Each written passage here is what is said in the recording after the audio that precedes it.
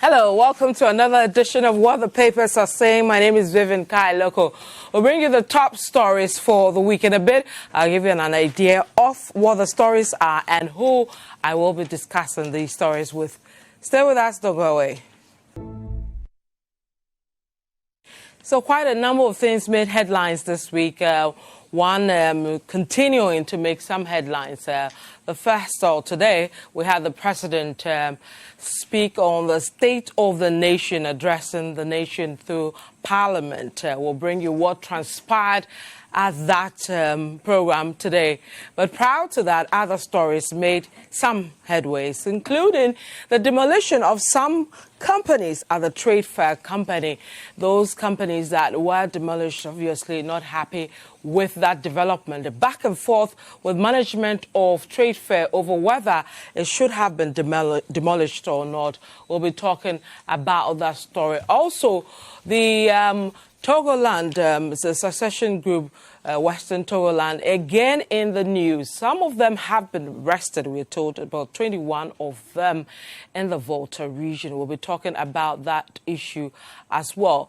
The MPP's nomination for filing for presidential or parliamentary candidates as well as presidential candidates ended today, the 20th of February. But how smooth or challenging has that process been? Well, we're looking at that as well. And also, we'll bring you other stories if there is time. So let me bring in my guests for today to help me go through these stories, pick their thoughts on some of these issues that are being raised in these stories. And let's start with Avle. He's a general manager as well as the host of the breakfast show here at Citi TV and Citi FM. Bernard, welcome to What the Papers Are Saying. Thank you, Vivian. Good to have you again. And then also we have Selorm Adonoo. He's the head of features and articles here at Citi FM and Citi TV. Selorm, welcome to What the Papers Are Saying.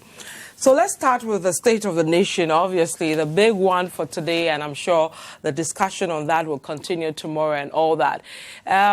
President walks in, the minority walks out. President gives his speech on a number of things and all that. But before we go to that, let me take viewers through some of the papers, what they've said, and the media outlets as well, and then we'll come to the state of the nation. So I'm preparing your minds for that first one. So if we're ready, let's go to the papers and start with the state of the nation. Go to Citi Newsroom. They say minority defense boycott of 2020 State of the Nation address. We'll still stay with Citi Newsroom. NDC disgraced itself by boycotting State of the Nation. This is Wabin Asamoah speaking over there. We'll still stay with Citi Newsroom because it has another angle to that story, this time tackling what the president said proper in that speech. It says government won't weaken stance on Galamsey fight despite challenges. Nanado speaking. We'll move to Graphic Online, see how they capture the story. They say, we will build more public toilets to increase open defecation-free communities. Ekufuado speaking there. Let's go to or stay with Graphic Online. They say Ekufuado urges patronage of EC's move for new voters register. And wrap up the story with a Daily Guide. They say President delivers State of the Nation today amid NDC threats. That's how they reported it a day or so ago.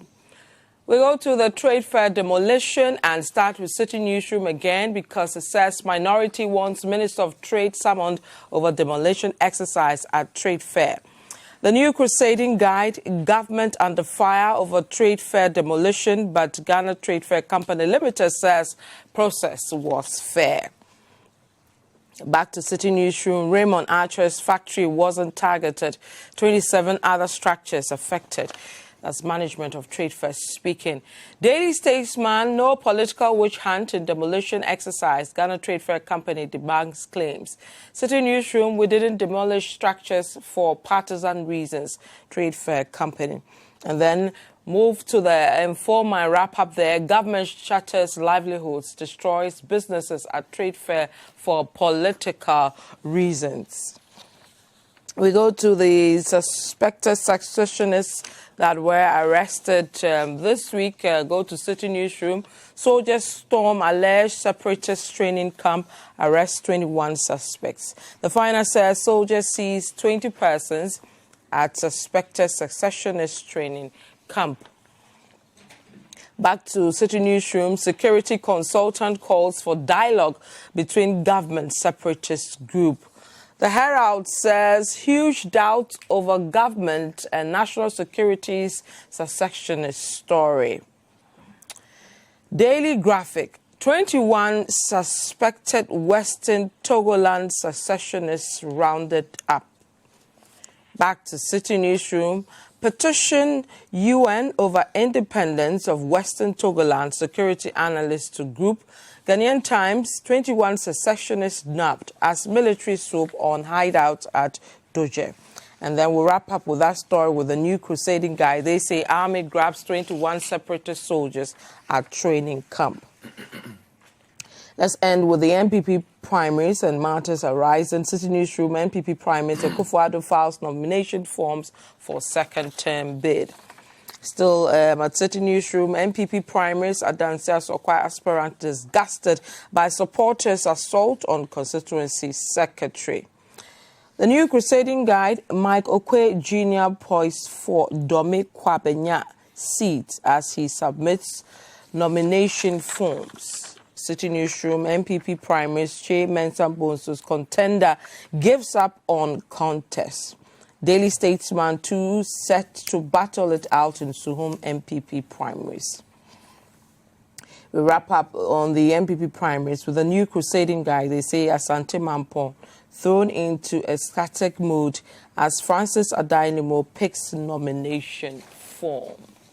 So, very interesting stories this week. Let me come back to the studio and start the discussion proper with Bernard and Selorm. So, Bernard, like I was saying earlier, so the State of the Nation address, still discussions around it because, of course, the statement proper, the speech proper from the president, and then, of course, the actions around what happened before the president started the speech. So what we saw was a minority clad in black, all of them in black, and majority of the majority side all in white as well.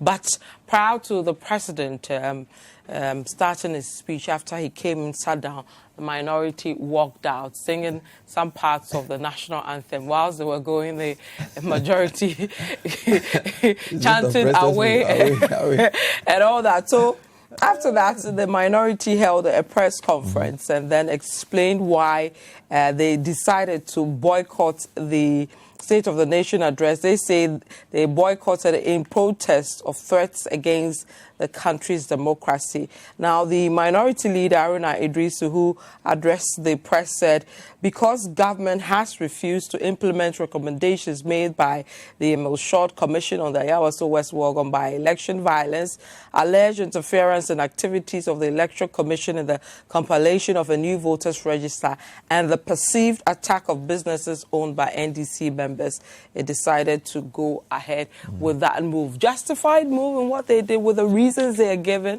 you think? The way you bring the question puts me in a tight corner. I think that even before the boycott, there was a build-up to this. If you recall, it was alleged that some payment of the MP's Common Fund hadn't been made, and that if that wasn't done by a certain date, there would be a boycott. But that wasn't mentioned at all in the reasons for the boycott. Without necessarily going into the merits or demerits of the reasons given by Haruna Idrisu, what I just want to say is that boycotts are legitimate, right? Boycotts are legitimate. Yes. So they are a means of expressing protest. That's right. So they have their reasons, they boycotted. This will not be the first time a session of parliament or a sitting of parliament is boycotted. Although I need to say that this is the first time a state of the nation has been boycotted, and I'll come to that later. For example, in 2013, when President Mahama was going to be sworn in, I think the then minority also decided not to attend. Now, you can say that a swearing in of a president is also a sitting of parliament. So whether it was tit for tat, they didn't mention this. But a state of the nation to be boycotted is quite unprecedented. Now, I wonder how the minority would debate it on Tuesday, because a lot of citizens expect some level of debate on the content leading to an election year. You would want your member of parliament, if you are a member of parliament, an NDC person, to be in parliament, listen attentively to what the president will say, and then advance arguments for or against what they believe the truth of the nation is. So I don't know whether the boycott of the man's presentation would then amount to also a boycott of the debate, and whether that will benefit us in the long run. Now, because we are in an election year, a lot of things are not normal. And there's been a build-up from the Ayawaso West Wogon to the issues of the EC. So the political temperature has gone up. So maybe the minority wanted to show the international community that they were very angry. I really don't want to say I support or I'm against it, but I wonder how they'll debate it. Now, if my MP did not attend the State of the Nation and would not debate it, I'll not be happy with him. Because I expect my MP to be robust, take the government on, and to make sure that whatever they say is so I'm true. being told by my producer that 2013 they boycotted the State of the Nation address. So what I know is that they boycotted the swearing in of the president. Also, so this is not. So I don't. No, fair enough, fine. So that's on the boycott. What is interesting, Vivian, is that we've been calculating the length of states of the nation. This was one of the shorter ones. One wonders whether it was because of the lack of opposition. Because you would typically have heckling, and then it delays the whole. And then sometimes the president would like to respond, and it would. This was about 1 hour 50 minutes. So that is an interesting point. Whether it was because the minority wasn't there, I do not know. Whether it was because the president was a bit under the weather because he was blowing his nose, we do not know. So it was shorter. Again, it was devoid of the catcalls. And in fact, on the president's side as well, it was devoid of a lot of the jargon. You would notice that sometimes presidents of State of the Nation would say a lot of things. More of a campaign speech and all that. He sort of disciplined himself and just went straight to the bare bones. It was very businesslike. It was straight to the point. And so for a lot of neutrals who just wanted to hear what the president would say, probably it was good to just listen and then decide whether what this man is saying reflects my reality and whether what he's saying is what I want to hear. So on that score, it wasn't bad, okay? And because, of course, his own people were in there, they didn't interrupt him too much. They just gave a few catcalls. So all in all, it was a short one, straight to the point. We can talk about the details of what he spoke about we'll go to and discuss about. For my initial comments, I thought it was a good program, and it was quite clear what he said. So for me, it was I'll come back to you on the details proper. So let's take Selorm on the boycott, and then in general the speech. Then we'll look at the issues as they came in. All right, thanks, Vivian. I think it was a good exercise, a constitutional requirement. Article 67, requires the president to do so. I mean, to deliver a statement to deliver an address or a message on the state of the nation to Parliament. And some of the things that should be contained in that statement you can find in Article 34 or so. So, yes, it was a good one. Indeed, I realized it was shorter compared to previous addresses. But the minority, in fact, there was an incident like that in 2013. And I recall how Osechi Mensah-Bonsu signaled his colleagues, and then they stepped out. And later on, he said they did not want to be part of something which will not last, because if the Supreme Court at the time was to challenging the presidential result, pronounce in their favor, they did not want to be part of something that would crumble with the regime. I remember those words quite clearly. So I think the minority, I mean, it's an avenue, a tool available to them in Parliament they use. And this will not be the first time that a side in Parliament is boycotting, a sitting or anything. Just that this being the state of the nation makes it a bit heavier. And the fact that members of the diplomatic corps and other key people were there, I thought the NDC felt that it was a good place to air some of the grievances or their protests or their views that nobody appears to be listening to. So they initially started with the District Assembly Common Fund thing. Now we began seeing other things like the EC, like radio station closures, a whole lot. So you could see that they put together all the issues they've had, all the matters they've had problems with, and then they threw it in the face of the president in front of everybody. When everybody was watching, they made their point. And indeed, to a large extent, maybe they've been successful, because here we are, instead of going straight to debate or to discuss the president's address and the matters in there, here we are dealing with it. And this evening I was scanning through a lot of the stations, and almost everybody was talking about that they had left the meat of the president's address and they were now talking about the action, whether it was proper or not. But in terms of it being proper or not, it's not here nor there because it's a tool they use. So that's it. I mean, so generally, yes, it's a good address, just that the new twist to this is a walkout. In the previous time, the 2013 one, we knew it was coming because the MPP wasn't happy. They were in court over the elections and everything. So we saw it coming. I'm not sure everybody saw this coming. And well, we had an idea when they started threatening that if you don't give us a common fund, we won't be there. Yes, but everybody anyway, thought it was one of those, I mean, common fund. I mean, we've stayed in arrears or been in arrears for many months. Yeah. And this, I understand, is just about 6 months. They think that this is warrant, a walkout? An election year. Yes. So, well, it's an election year. Some of these things may matter, depending on where you stand. And for me, the fact that the diplomatic corps were seated there and all these... They were actually taking people, videos, the diplomatic corps, the whole thing. But I mean, I don't even think the diplomatic corps matter in this matter. I mean, go to the US. How divisive is their Senate? Go to UK. We see similar things. So I don't even think we should talk about diplomatic corps and all this. I stand corrected on the boycott. Yeah. I think that some of the issues that were highlighted are very interesting that we can look at.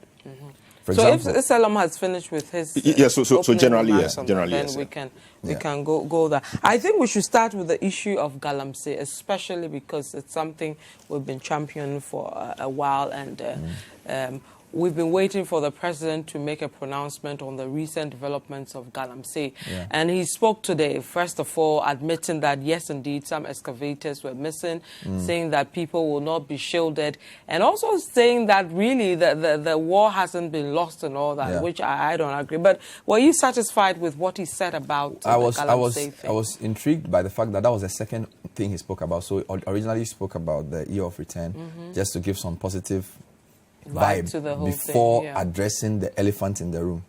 Because the build-up to this has been the Galamsey issue, the excavator. So it was very clear he knew he had to deal with that. Yeah. Let me do the positive and negative. I like the fact that he appealed to the media coalition not to give up, because he can tell that we are disappointed completely. That what we started in 2016, 2017, the momentum that was generated completely lost. A whole anticlimax. So recognizing that and saying, guys, don't give up on us. Fair enough. But did it really take you? I mean, you are a lead on this thing. Listening to him saying that he thinks that he thanks the media coalition and stakeholders for the role they played, and is urging them not to give up. And then also saying that when he said he was going to deal with it, he knew it wasn't a small fight. I found that very interesting, because the clarity with which he spoke initially, that he was prepared to deal with Galamsey even at the peril of his presidency, compared to what we have seen now, there's a big disconnect there, right? Now, I feel that he has recognized the disappointment of the stakeholders and how the thing has lost steam, while also calculating what is happening in some areas where people seem to be doing the Galamsey without wanting to stop.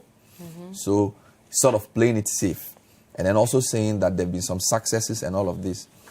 I think that we should start judging people by their deeds and not just by what they say. That's right. And for us, on the basis of the reports we've seen, on the basis of what is happening on the ground, the fight has failed.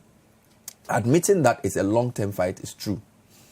You may not be able to solve it in one term, but we should see you having done things to prove that you are determined. For example, which high-profile person has borne responsibility? You see, for me, if there is no consequence to dereliction or lack of implementation of what you've put in, it means you are acquiescing to their behavior. If I'm a president or a leader and I assign people to do something and there's this confusion, nobody has been sacked. You get me? And so I'm asking myself, what are you trying to say? If you say you would solve the problem, you set in place a mechanism, people have diverted excavators, you've formed a committee of about 6 ministers, and yet we have come back to square one. Apart from Mr. Charles Bisu, who has even been exonerated, I haven't seen you take decisive action to say, I'm not going to tolerate an interference with my vision of dealing with Galamsey, and therefore I'm going to sack you. Then it means that you have not committed action to what you've said. So now you are buying time because you realize that we are disappointed, and you're saying, well, it's going to be a longer fight. 3 years is a long time. Yeah. Right? And when you go back to, Yesterday, a community in Odahu, in Ashanti, marched to their chief's palace to ask that their forest and river bodies be saved. So I think the Galamsey is a no-no. It remains to be seen what he can change between now and what is left of this term. But the Galamsey was a no-no for me. Okay. I wasn't impressed. His explanation and subsequent interview with Professor Frimpong Boateng, when he was pressed says by he's Umar done Usanda, 70%. No, Successful by 70%. On what basis?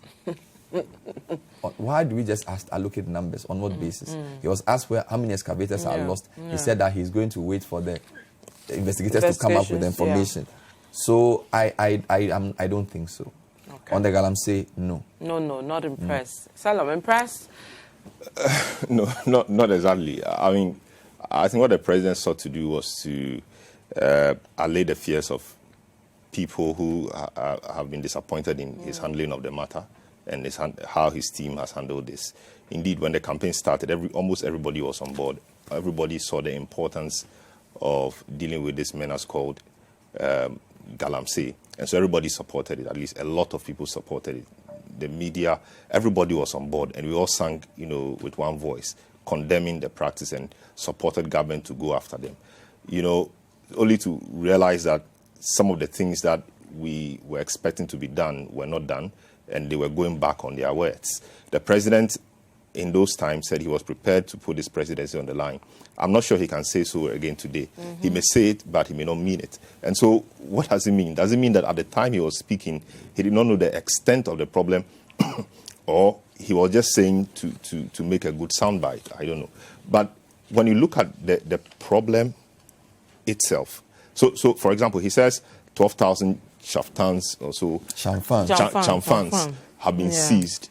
And I was curious to hear the number of excavators he will mention, but he just didn't mention. He said some excavators were seized, and a number of them, had been missing or had been stolen or something. I expected to hear the exact number of excavators because there's now controversy around the figure. Others think it's 900, others say it's 500. Yeah. I wanted to know where he will put the figure, but he was smart to run around that. And he's also talked about how his government is done well to stiffen punishment or to enhance the law, if you like, on dealing with matters of Galamsey. And he said that today, that he appreciated the effort of the August House in helping to pass that law. That law is clear, and that law is very categorical on some of the things. So what changed, and at what point did it change?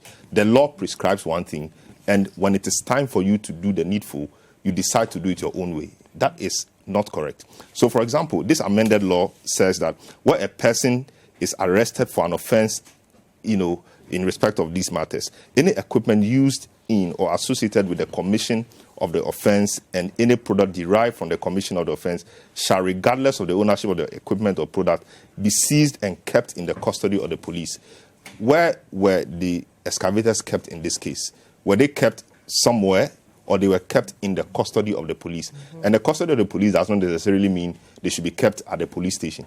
It could be kept at a designated place, but it should be in the custody of the police. What did we see? We saw the things kept in the custody of party people. So there was one Eko Ewusi.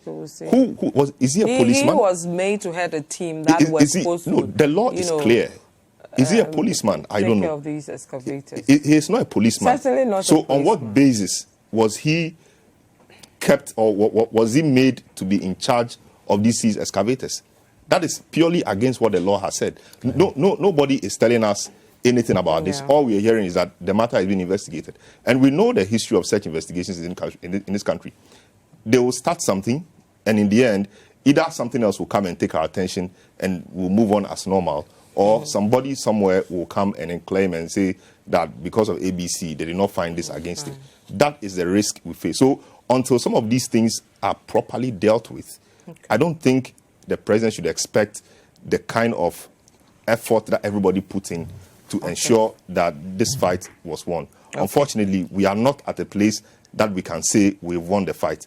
I mean, the water bodies are still brown, even getting worse, and a lot of things. And I heard from Professor Frimpong say that in the past, a lot more Galamseyers were killed in the pits etc. But that has reduced by 90%. Maybe that is those are one of the things he's using to indicator. judge. But given the prominence this fight had, I felt a bit disappointed hearing him say this. I expected him to say better things, that the water bodies have been properly regenerated, the water bodies are clearer. Because it's not happened that way, so he couldn't have used it. But Vivian, how do you marry making money for a political party with eroding a canker that is destroying our environment? They are orthogonal, they don't meet. So it's a failure. You can say all the things you want to say, you can give us all those statistics and all these things. For me, the outcome is, when we started the fight, we went to fetch water from the river bodies. And the president and everybody agreed that the color of the water shows that the effect of galamsey is destroying our environment. 3 years down the line, go and fetch the same water. The color has gotten worse. So whatever you say, arrested people, whatever, those are nice inputs. It's the fight. I'm sorry. Okay. You see, and there were times. To wrap up yes, on and this there one. There were times in the course of the fight. I don't even know to say in the course of the fight, because I don't know whether the fight has ended or the fight is still on. But there were times in the course of the fight that the president had to be decisive. So, for example, the Anas expose gave him a good opportunity to do so. He left Charles Bissiou there. Charles Bissiou, as we speak, continues to be a staffer at the presidency. And he was secretary to the IMCIM. He's exonerated by the CID. Yes. Yeah. Although it took a while. The special prosecutor has not finished. So he's been exonerated. Yes, it took a while for him to even say he was stepping down. It should have been automatic. This is it. This is video. Nobody is saying that the fact that you appear in there makes you, culpable. Okay. But it's fair practice, and it is proper that once you've been implicated somewhat in something, you step down, especially as the president claimed that he had put his presidency on the line. And this man is your staffer. So the fact that he left the gentleman there and he's still there as a staffer taints his commitment to the fight.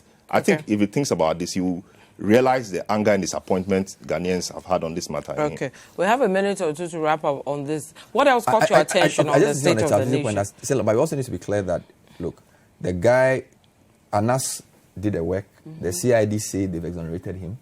No, but I'm talking about prior to the exoneration. No, I know, but if you say that he's keeping him there, it's not as if he's been incriminated. In the sense of an investigation. Yes, I'm speaking prior, not finished. Prior to the exoneration. They said it took a while. Of course, to step aside. Yes, that's what fair caught my practice. attention? Year of Roads came up again, which I think is the result of what the media has built up. This past 3 years, the media has done a lot on roads. We've exposed a lot on roads. So this year being a year of roads, he reiterated that was good. Hoping that the roads will be finished. Some of them will finish before the election. Teshi Road hasn't been finished. It's a major road. For that. A lot of time was spent on agriculture, which I think was great, because if you even listen to the NIA last week, they reported that so far, of all the people they registered, the majority of Ghanaians are still in agriculture. The president spent a lot of time talking about the effects of planting for food and jobs. Although some of the things he said we have to fact check. For example, he says the price of food is the lowest in decades. We have to check that. But I like the fact that I spent a lot of time talking about agriculture. Spoke a bit about the coronavirus, as that we shouldn't politicize it. I agree with him. And then, of course, he spoke about the year of return, which he seems to think has been a success. A lot of us think it was a success. I spent a bit of time talking about that. There was no mention of Ghana Beyond Aid, which I thought was quite interesting. A statement is not only to be analyzed on the basis of what is in there, but what is not in there. The fact that what has been touted as one of the drivers of our economic policy for the past 3 years was not given any mention at all was quite interesting. So that asks you whether Ghana Beyond Aid is actually something we are pushing or somebody else's agenda. But I'm not going to go there. But it was interesting in its absence, the fact that nothing was said about it. But all in all, I think it was a clear statement, state of the nation that you could understand and follow, and it was a good delivery as well. Okay, Selorm. Yes, maybe two quick things. The fact that he decided to speak about the coronavirus and the threat it posed, the way he did meant that he clearly understood the times, and also understood the fact that there were parents down here and family people apprehensive about what might be happening to their people in China. And he tried to assure them that they were in talks with partners around the world, and the suggestion is that they should be left there because they were better. They were better off there, if you like. And just when he finished that, he mentioned the fact that should the unexpected happen, we are ready to deal with the situation. I thought that was quite reassuring. I don't know the content of that, preparedness, but to hear him say it sounded a bit reassuring for me. I was also happy about the promise to pay customers of the Colas Financial Institute starting Monday, and it's my wish that the president's words this time will be made a bit heavy. The last time he said the people were to be paid, was it by end of December or early January? And as we speak, we've not seen any of these. Okay. So it's my hope that the people around the president who give him this information from Monday, this time around got their information right, so that on Monday we don't, discuss the fact that they've not been paid. The president's words must be made, really to be heavy, effective, and powerful. But if you keep hearing president says something doesn't happen, next time you lose faith in the president when he speaks. Okay, well, and I don't think we spoke to some of the affected customers. They think it's just reassuring them, and they will not see anything on Monday. It's a place we shouldn't get to. Yeah, let's hope we see some cash on Monday. But you're watching What the Papers Are Saying. I'm here with Bernard Avle and Selorm Adonoo. When we come back, we'll look at the trade fair demolition and other matters. But you can join the conversation. You can send us a text message or a WhatsApp message rather on +233 055 0585 832. And remember, you're live on DSTV 363. Don't go away. Stay with us. Okay, welcome back to What the Papers Are Saying. We'll move to the discussion on the demolitions at Ghana Trade Fair Company Limited this week. And so we had the story of Raymond Archer, who was an investigative journalist, now a businessman running a printing house, Color Planet.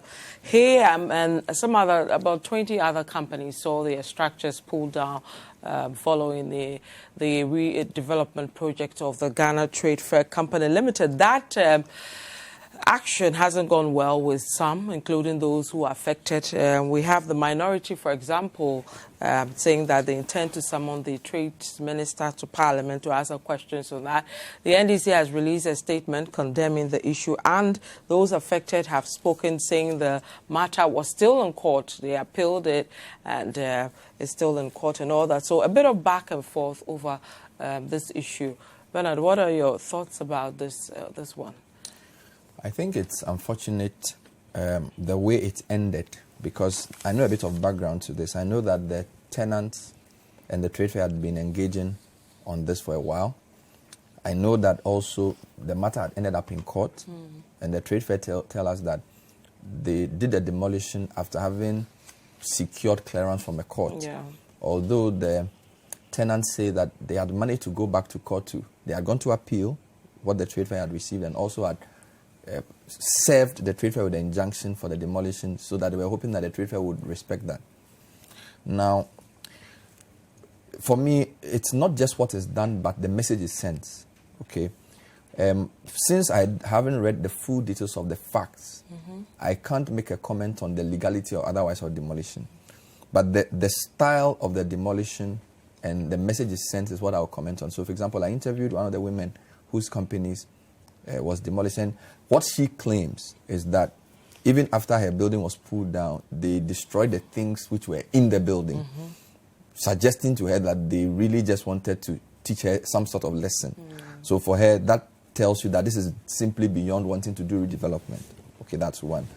Now, it's become full politics, because now the NDC is saying that the government is targeting companies, but that can't be fully true, because if you look at the 28 companies that had their buildings demolished, or the various buildings to be affected, you can't tell me that they are all anti-government. Okay, but for me, and it's easy to say this on hindsight, that looking at our political environment and how demolitions are seen, where people even build on waterways, and if you demolish, you are seen to be doing something very wrong. I think that the approach, the timing, I mean, why didn't you, for example, go with media to say, here we are, we've secured a court injunction, we are asking the tenants to move all their valuables within a specific period of time. In the full glow of the media, that remove your valuables so that we would do the least damage. Okay? We don't know whether that would have been practically possible, because maybe the tenants wouldn't have cooperated, or they have said we have a court injunction. I do not know. But the message is sent is that this was heartless. Because if you listen to Raymond, if you listen to the other people who gave interviews, it looked really serious. So for me, if you are doing anything on behalf of a government, you have to think about the consequence and the effect of your action on the perceptions of the people. And on hindsight, I didn't think this was the best way to go about it. Okay. So that's what I would say. And the other thing is, so you want to do a redevelopment, there's going to be a lot of money coming in. But they always say a bird in hand is worth two in the bush. So you always have to find a way of saying that these people who are doing business now will reduce the effect of our next move. So they have to be transitioned, their jobs have to be saved. Something can be done so that even if you have to do the demolition for the greater good, the immediate damage is reduced, which I don't think the trade fair considered all of this. The backlash has not been positive, and I don't think it sends the right message. Although they may be legally on point and they may have strenuously exerted themselves in letting everybody know that this is the right thing to do, it hasn't gone down well, unfortunately. Okay. It hasn't. Okay. Selorm, legally, were they on point? I mean, especially these people being tenants, they claiming they're still in court and all that. Well, what it means is if you are in court over a matter, everything or anything else done which will render the reason why you are in court nugatory, you don't go ahead and do it. Because if I'm in court with you because I don't want you to sell A, and you go ahead and sell A and we are still in court, if I win, then what then becomes of the item you've sold? The item is gone. It might have changed form. If it's a goat, it doesn't remain a goat. It becomes meat. Somebody's soup and it's gone somewhere. So, there are things like that. In this case, they said they secured an injunction. And of course, I was just looking at the order vacating the injunction.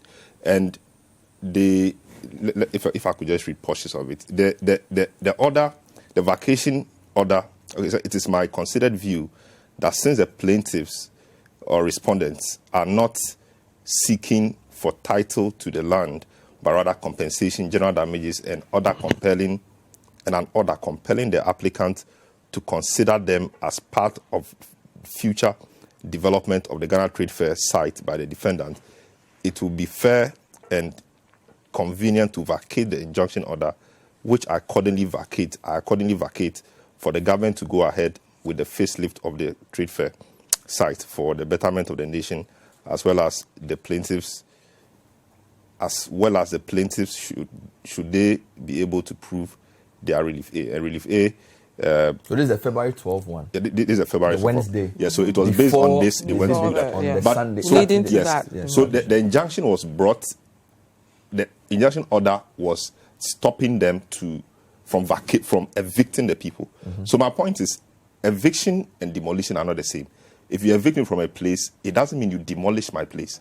Even we did an execution today. So what they did is an execution. We did an execution today. And even as private people doing execution, you don't do it that way. Now this is government or the state doing eviction or demolition or execution against one of its own. If two private people are sparring over a land and one has judgment and so one has to go into execution, we don't even do it like this. So let me tell you what we did today. So what we did was we got to the land. I mean, of course, there'll be police and everybody around because it's proper that you do so.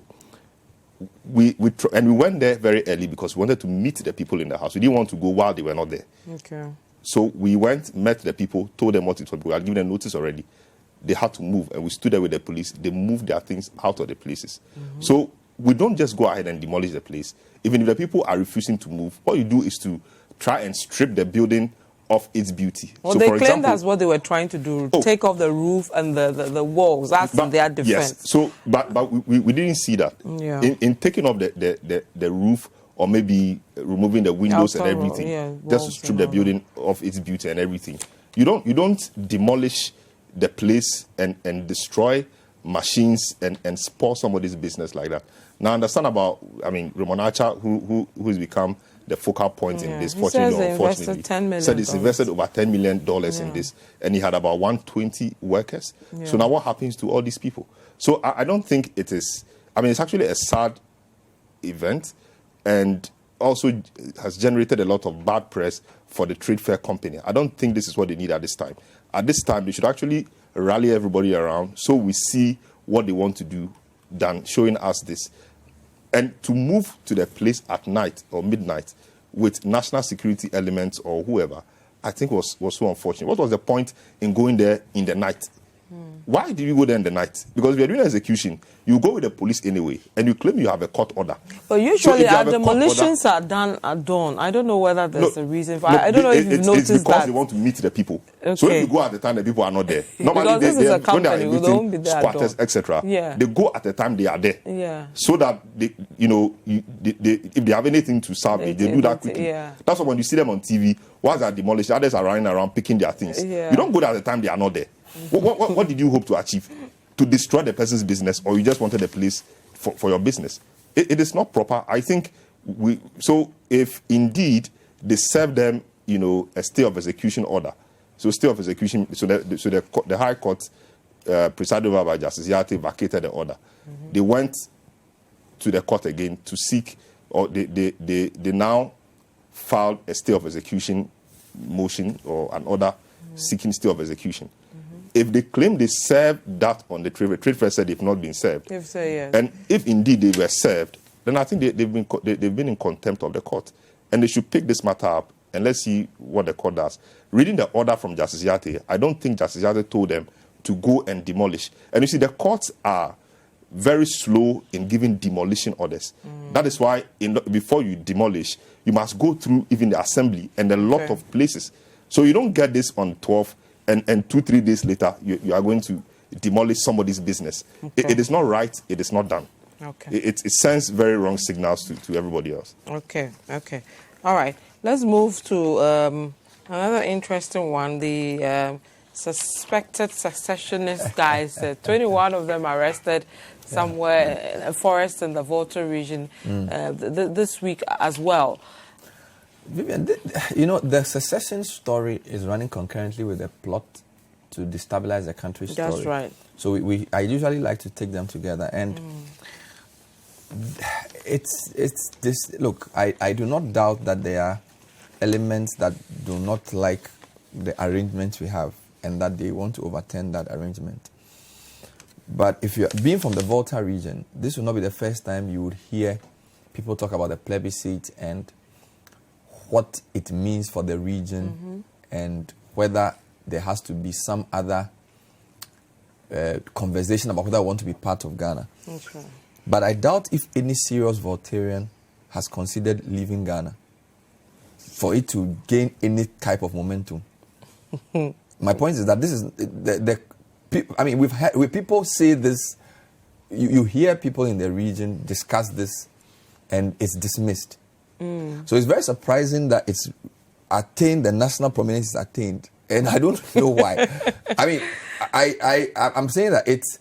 I doubt. You're saying it's not as serious as we are saying it, or I it don't won't think. get. I mean, look, I'm just saying I'm from the Volta region. I've not lived there throughout my life, but I doubt if any serious opinion leader in the region has contemplated what the secessionist group are said to be contemplating. That hasn't done. I'm not a security person, so maybe the national security have picked certain signals.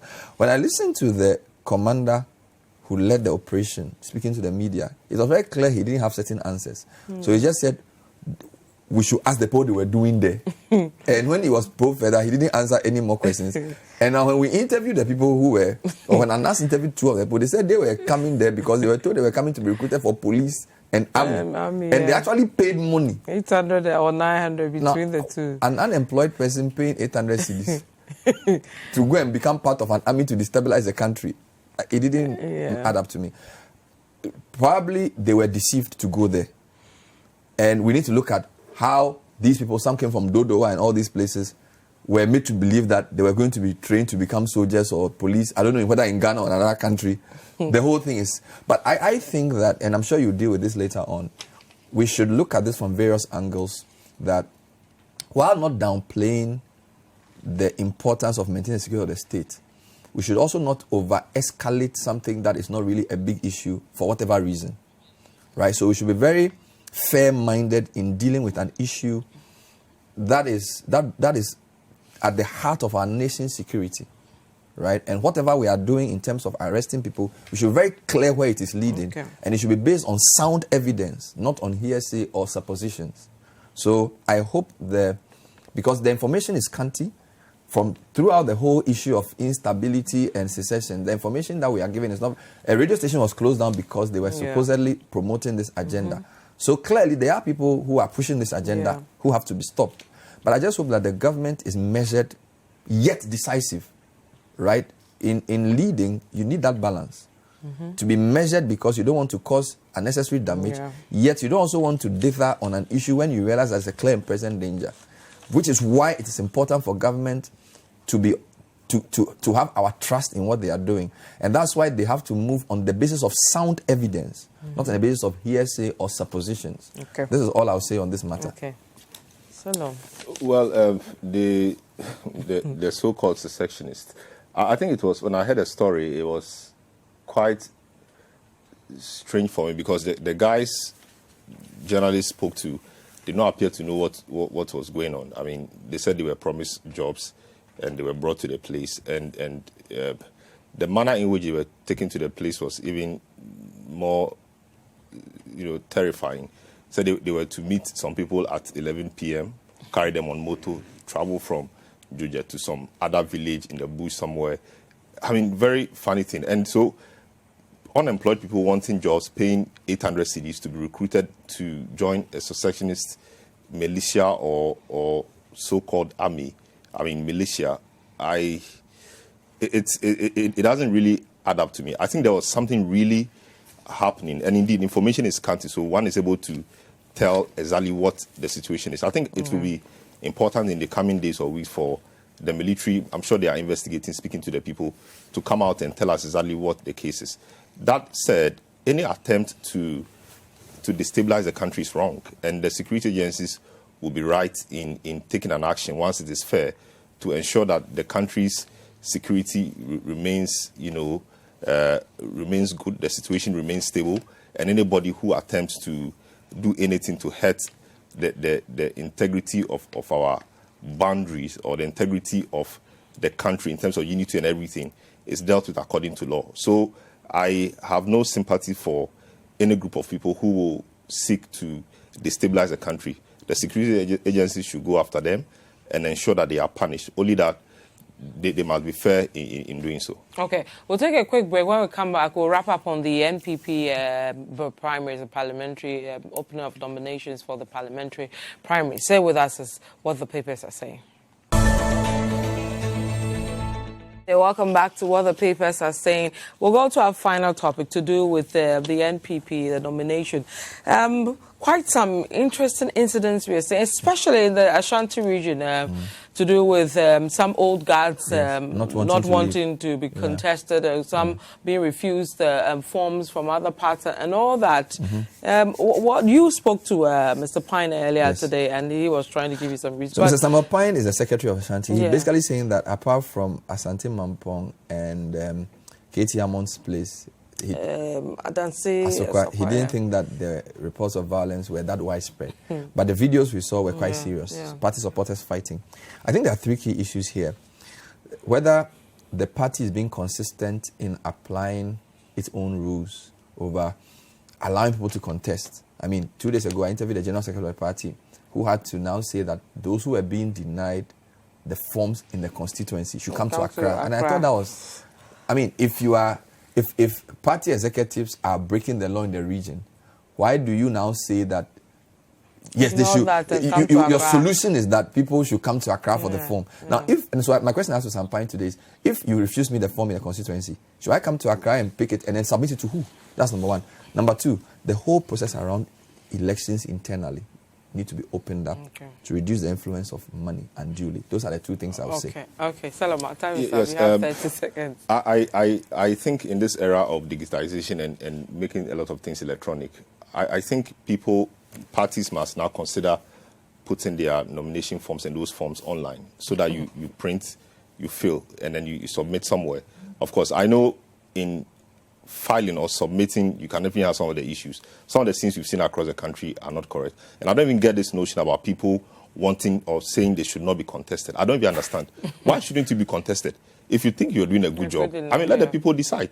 So I think it defeats the whole enterprise of democracy. I don't see why they want to be protected. They should just go, contest and win if indeed they are good. So we'll see how it goes in April. Thank you very much, Bernard Avle, General Manager as well as host of the Breakfast Show here at Citi TV and Citi FM. And then Selorm Adonoo is the head of features and articles at Citi FM and Citi TV. What's my view tonight? Have a watch.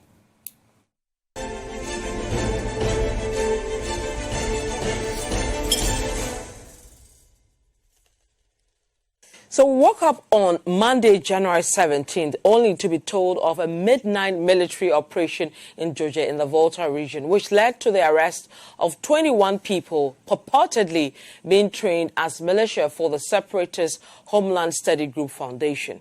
The group was found at a training camp in a valley buried deep in a thick forest.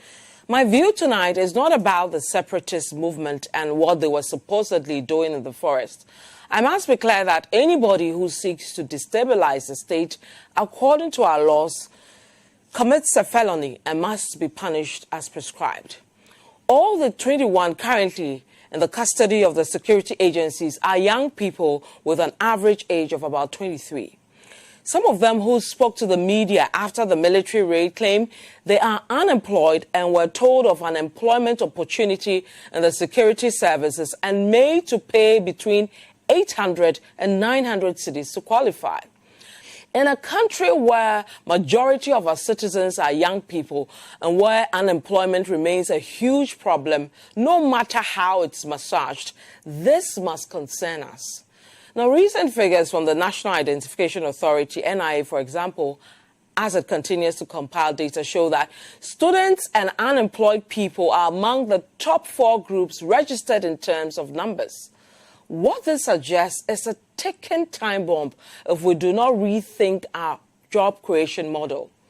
This story from these 21 young people arrested shows how far people are willing to go in order to secure jobs. There's a natural instinct in every man to survive, and if legitimate means for survival are proven difficult, it is almost certain that many people will resort to other illicit and costly ways to survive. Every year, thousands of young people join in the search for jobs. However, the job market has only a few spaces to absorb this number. The ILO, in a 2019 report, estimated that 13.69% of Ghana's youth is unemployed. For young people drawn from several parts of our country to risk their lives camping in a deep forest in the middle of nowhere with the promise of a job opportunity with the security agencies should cause our leaders to get back to the drawing table and reassess their strategy or policy for job creation. Unemployment is the underlying cause for the thriving industry of land guardism and political vigilantism and remains our number 1 threat to national security. All one requires is to gather young unemployed people, find them some money and weapons with a promise of success fee and unleash them onto a land to protect it. There must just be a rallying figure with a purpose. No matter how crude and some amount of resources and these unemployed young people will be sold. It is even scary because we live in an unstable sub-region with armed conflicts all around us. Burkina Faso, our neighbor to the north, is still in some turmoil following the ousting of a strong man in 2014. Togo, our neighbor, has had security issues. Nigeria is next door with its Boko Haram and Niger Delta forces and the rebels. Sierra Leone and Liberia are still recovering from years of conflict. We have Mali, Niger, and the Islamic Maghreb have been very unstable. What is obvious in these instances of instability is the use of rebels. This, coupled with the production of local guns, it makes the flow of illegal arms in the sub-region a very serious matter. And with our porous borders, these weapons have been said to be coming in their numbers. Rather than narrowing our thoughts in the matter of the recent arrest of these 21 people supposedly connected to the Western Togoland succession, I suggest we take a deeper look at our unemployed situation. Enough of the lip service to job creation. let's not forget that the most dangerous creation of any society is someone who has nothing to lose.